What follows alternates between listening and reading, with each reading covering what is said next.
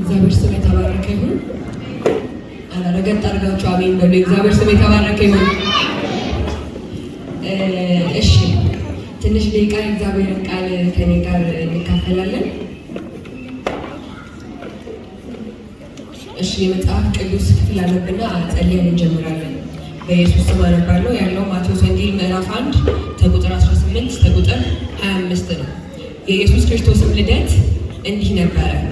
እናቱ ማርያም ለዮሴፍ በታጨች ጊዜ ሳይገናኙ ከመንፈስ ቅዱስ ጸንሳ ተገኘች።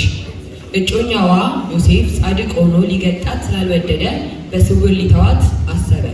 እርሱ ግን ይህንን ሲያስብ እነሆ የጌታ መልአክ በሕልም ታየው፣ እንዲህም አለ፣ የዳዊት ልጅ ዮሴፍ ሆይ ከእርሷ የተጸነሰው ከመንፈስ ቅዱስ ነውና እጮኛ ማርያምን ለመውሰድ አትፍራ፣ ልጅም ትወልዳለች፣ እርሱም ሕዝቡን ሁሉ ከኃጢአታቸው ያድናቸዋልና ስሙም ኢየሱስ ትለዋለህ። በነቢይ በጌታ ዘንድ እነሆ ድንግል ጸንሳለች፣ ልጅም ትወልዳለች፣ ስሙንም አማኑኤል ይሉታል የተባለው ይፈጸም ዘንድ ይህ ሁሉ ሆኗል። ትርጓሜውም እግዚአብሔር ከእኛ ጋር ነው የሚል ነው።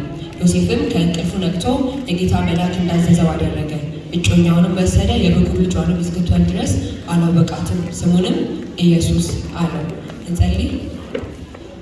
እግዚአብሔር ሆይ እናመሰግንሃለን። ጌታ ሆይ ደግሞ አንተ በእውነት ከቃልህ እንድታስተምረን እንለምንሃለን። ጌታ መንፈስ ቅዱስ የሰማነው ለልባችን እንዲሆንልን እንለምንሃለን። በኢየሱስ ስም አሜን። እሺ የስብከቴ ርዕስ የተስፋው መጀመሪያ ብየዋለሁ። የተስፋችን መጀመሪያ የኢየሱስ ክርስቶስ መወለድ፣ የኢየሱስ ክርስቶስ መገኘት ስለሆነ የተስፋ መጀመሪያ ብየዋለሁ። በዚህ ውስጥ 6 ያልተነኩ ወይም ደግሞ አሪፍ የሆኑ ቁጥሮችን እናገኛለን። ከነሱ ውስጥ ቃላቶችን እያየን እናልፋለን። መጀመሪያው የመወለዱ ሚስጥር ነው። የመወለዱ ሚስጥር ስንል በአይሁድ ስርዓት መሰረት አንድ ሴትና አንድ ወንድ ተጫጩ ማለት ወረዴ ሊጋቡ ደርሰዋል ማለት ይህንን የሚፈታው ሕግ ነው። በስነ ስርዓት በፍቺ ምናምን ነው የሚለያዩት። ጠንካራ ነው መተጫጨት ለነሱ በጣም ጠንካራ ስርዓቱም የጠበቀ ነበር እና ወረዴ ታጭታለች ማለት እቺ ሴት ልታገባ ደርሳለች። ይህንን ነገር ለመፍታት ሕግ ነው። በቃ በሕጉ በስርዓት ምናምን ነው የሚፋቱት ማለት ነው። ታጭታለች ማለት ከዛ በዚህ ሰዓት ነው ማርያም ከመንፈስ ቅዱስ ጸንሳ የተገኘችው። ከመንፈስ ቅዱስ እንዴት ጸነሰች? በሰው ለማብራራት የሚሆን አይደለም። መንፈስ ቅዱስ ይግለጥልን ለሁላችንም። ከሰው አይደለም፣ የእግዚአብሔር ተአምር ነው። ሁኔታውን እኛ ልናብራራው አንችልም፣ ነገሩን ልንገልጸው አንችልም። ከመንፈስ ቅዱስ ጸንሳ ተገኘች። ቁጥር 18 ላይ የሚነግረን ይሄንን ነው። ሳታውቅ ባሏን ሳታውቅ እጮኛዋን ሳታውቅ ከመንፈስ ቅዱስ ጸንሳ ተገኘች ይላል። ከዛ እዚህ ጋር ያለው የዮሴፍ ባህሪ በጣም ያስገርመኛል። መጽሐፍ ቅዱስ ጽፎለታል። ዮሴፍ ጻድቅ ስለነበረ በስውር ሊተዋት አሰበ። በስውር ሊተዋት አሰበ ማለት ሳይነግራት ቀስ ብሎ ይህንን ነገር አደባባይ ቢያወጣው ትወገራለች፣ ትገለላለች፣ ትገደላለች ያለምንም ርኅራሄ ማለት ነው። እሱ ግን በስውር ማለት አደባባይ አውጥቶ ስሟን ሳያጠፋ አደባባይ ላይ ሳትወጣ ማርያም በስውር ሊፈታት አሰበ። ምናልባት እንግዲህ ማርገዟን የሆነ ሚንስ አውቀው ይሆናል።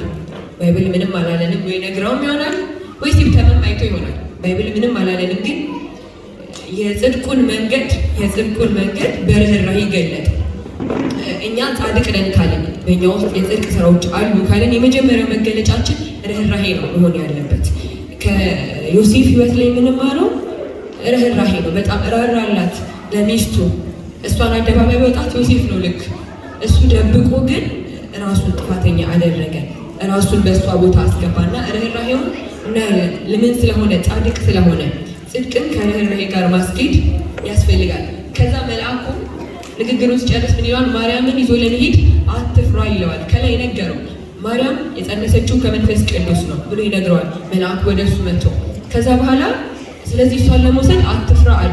መልአኩ የነገረው እውነት የዮሴፍን ፍርሃት ከደነው።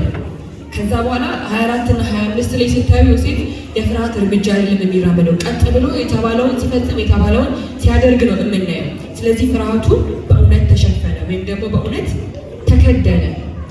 ዮሴፍ ከዛ በኋላ ፍርሃትን አላየም፣ ፍርሃትን ወደሱ አልመጣም። ታዲያ ቁጥር 21 ላይ የህፃኑን ስምና ዓላማ ይነግረዋል ለዮሴፍ። ስሙን ኢየሱስ ትለዋለህ አለ።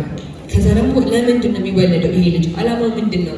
ደግሞ እዛው ጋር ኃጢአታቸውን የህዝቡን ሁሉ ኃጢአት ያድናል። የሕዝቡን ሁሉ ኃጢአት ያድናል። የእያንዳንዳችን ኃጢአት መዳን የሚሆነው በጌታችን በኢየሱስ ክርስቶስ ነው።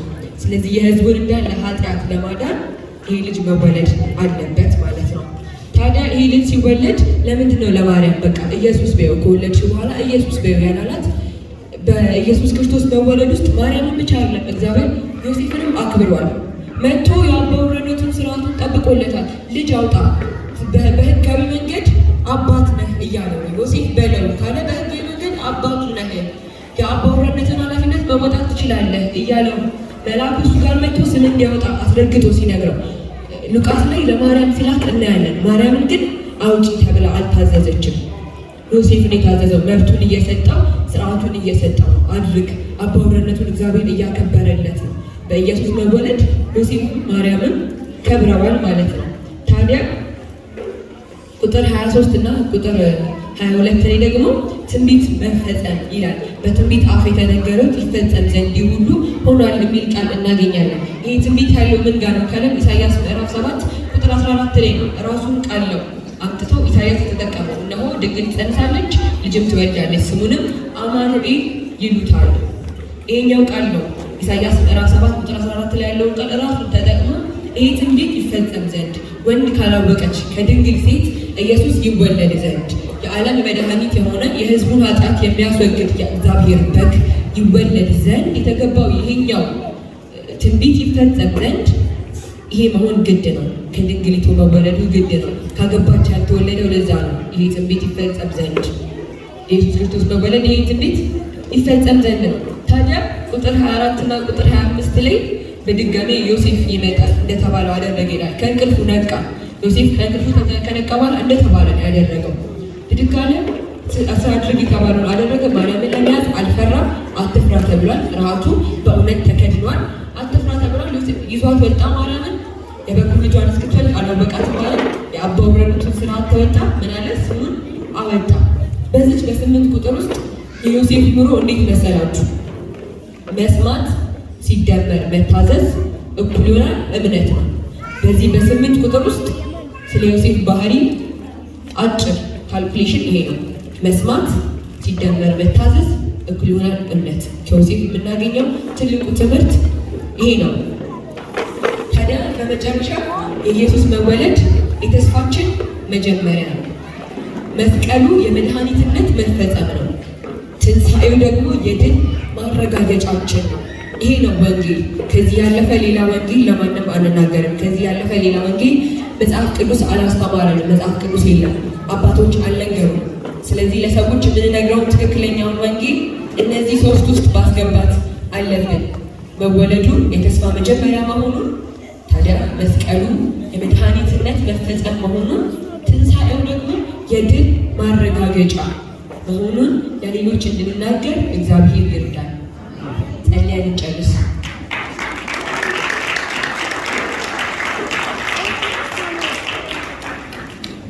እግዚአብሔር ሆይ እናመሰግንሃለን። ጌታ ሆይ በእውነት ትክክለኛውን የሆነውን ወንጌልን መናገር እንድንችል እንድትረዳን እንለምንሃለን። እግዚአብሔር አባታችን ትክክለኛውን ወንጌል ተናግረን መንፈስ ቅዱስ አንተ በሰራኸው ስራ በእውነት ዓለምን ድል ማድረግ እንድንችል እንለምንካለን። ስምህ ይባረክ። በኢየሱስ ስም አሜን።